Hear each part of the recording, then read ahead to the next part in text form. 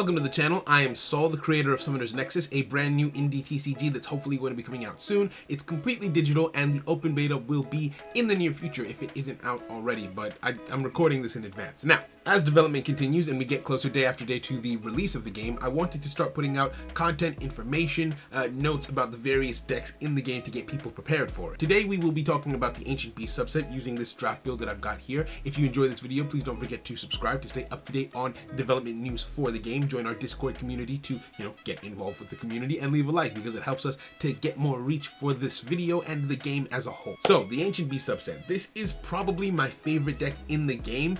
Not necessarily to play, but it is my favorite in terms of the fact that I am so glad that it exists. The reason for that is because I feel like it is a sort of saving grace, because when I envisioned this game, when I created this game, I implemented a system called the synergy system, wherein you have to have a certain deck composition to be able to play certain cards together and use their effects. Now, if the synergy rating for a given card or a deck was high, it meant that there wasn't much variety for the players in terms of what they could do, and I was scared that my game would be too restrictive from a deck building perspective. So the Ancient Beast subset is one of my favorites because it is the first major subset that is a subset that has runes and like the full means to operate on its own. It's the first major subset to have a low enough synergy rating to be played with basically everything in the game. That's actually why this deck was made, to be playable with almost everything else in the game, because the person who uses this deck in the main series, the main story, is known as the Myriad. That is someone who has master over all beasts, someone who has mastery over all beasts, all creatures. And so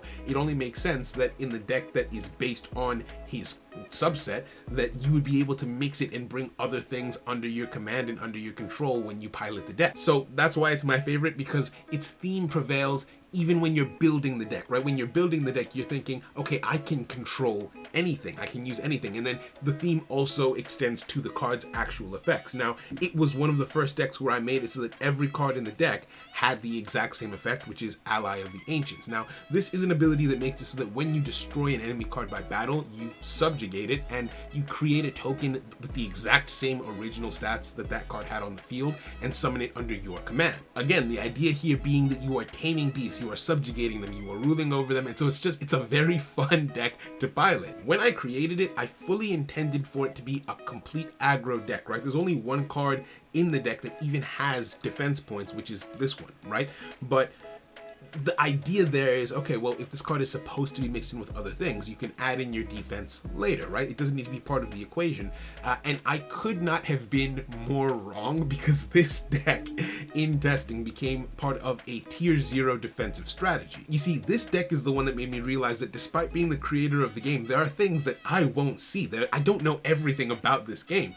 And it's so cool having players show you this. Like, for example, Dominus Rex is one of the best rank 1 cards in the game, because it has a body of 150 attack, which is very good for a rank 1. It used to have a body of 200, but I realized that, yeah, that's too strong for a rank 1, because even if you don't want to use it for its effect, you can just throw this into any deck, into the resource deck. Don't even activate its synergy rating. Don't make it live as a card. Just use it as a beat stick that's cheap to summon. And yeah, you're good to go. So that was one thing that I learned as a result of this deck. But the tier 0 strategy is what floored me. You see, because I created this deck for offense, I only ever envisioned scenarios where players used it for offense. You go, you attack your opponents, you destroy their monsters, and then you summon tokens to continue the attack, or maybe even to use as a defensive wall to prevent them from hitting you. But what I didn't account for is the counter zone, which is a place where you can summon offense-oriented cards, but their role isn't to attack, it's to protect you. Now, your opponent has to pass through the counter zone in order to get to your life points, in order to make it to your defensive zone, right? Well, therein lies the exact problem, because if I manage to get even 2 Ancient Beast monsters in my counter zone ready to block you from advancing past that checkpoint, well, your strongest card is probably going to attack first, which means that you will swing into the first Ancient Beast monster, destroy it, probably weaken yourself, and then because of the chain of momentum system, you will be forced to attack into the second one. It will destroy you, and then your opponent just has a token that is the same size as your strongest monster. Now, my thinking was that at that point, you would turn and start using that big token that you just got for offense. But what if you just summoned it into the counter zone and you just kept on piling on the defense with card after card after card?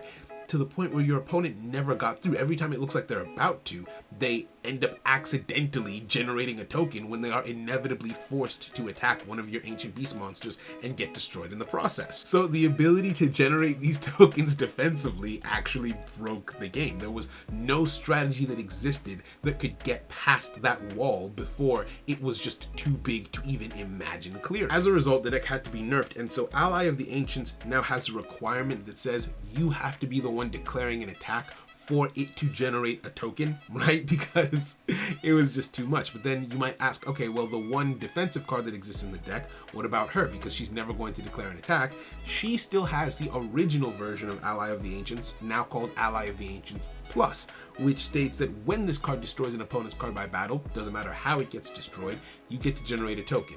And just for good measure, I made it so that Dominus Rex also has Ally of the Ancients Plus. That way he can still be used for offense and defense depending on what you want to do with him. When it comes to the runes for this deck, as with any deck that I make, the runes were created to fill specific gaps in this strategy and specific problems that you might run into.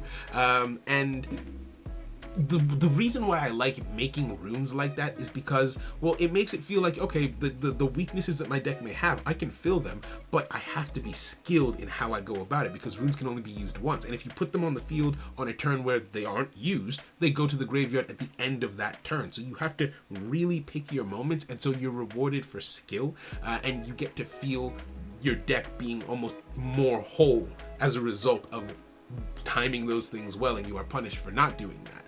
And so all of these runes are supposed to fix things that, you know, or fill things, or just do things that the deck needs. Like, for example, what this one says is if you control at least 2 Ancient Beast avatars, send one to the graveyard, the other becomes fortified. That allows you to swing at your opponent without the risk of being destroyed. So you get your token, you're fortified, so it doesn't hurt you. And in order to balance that, you do still lose one card, being the one that you sent to the graveyard, and I guess this card as well, so 2 cards. You've got the rune Strong Arm, which, no, that was Strong Arm, actually. The one that I'm thinking of is it Time Capsule? No, it is Ancient Pasture, which just resets the attack and defense of cards that you control. So if I'm an Ancient Beast avatar, I've been battling, their whole job is to fight. And so you can just use this rune to reset it to allow them to fight for longer, because they're a small deck. They don't have a lot of resources at their disposal, so you want to try and make those resources renewable. And one thing that I like about a rune like this, and just other rune combinations with major subsets, is that this can be used without active synergy. Like, let's say that you just have a single Ancient Beast card that you've put into your deck and you're using it as a beat stick. Well, this effect would still work on that card. So you can make that 200 attack beat stick into a technically 350 attack beat stick, because if it got destroyed by reaching 0 attack, you wouldn't be able to reset it, but you get the idea. So this is a really, really fun card. And yeah, just all of the runes have that ethos. When it comes to specific problem cards, there was only one. I mean, the deck as a whole was a problem with the tier 0 thing, but when we're thinking individual problem cards, Leonidas is the only one that comes to mind. He has an effect called Voyage, which allows him to tribute one of your tokens to bounce one of your opponent's cards back to the hand, and that was pretty much the only form of removal that existed in the game for a while, and it's one of the only ones that can be activated on command, which is really, really good. Now, the idea is that since he's not destroying those cards, they can be summoned back out, which is good, but the trade-off is there's a life point cost to summon those cards back out, which is stressful for your opponent. I tried a lot of different variations of this effect to balance it, because, I mean, initially I made it so you could only do it to rank 1 and 2 avatars, because the cost of summoning a rank 3 is 200 life points. So making your opponent pay 400 total to get something onto the field is just absurd, right? But I removed that restriction because it felt too clunky. It didn't feel like a natural extension of the effect, more so a restriction placed on you by me, the creator of the game. It didn't feel like something that the effect would naturally be restricted from. So I thought, okay, what feels like a more natural restriction? And it's that you can bounce anything, but you can only do it once, and this card is not able to attack the turn that it does that. I think it's just on that turn, right? This card cannot attack this turn, and this effect cannot be used again. There we go. So you get to do it once, and you can bounce anything. You give up one of your rider tokens, and boom, you're good to go. That way this deck doesn't end up becoming too weak, right?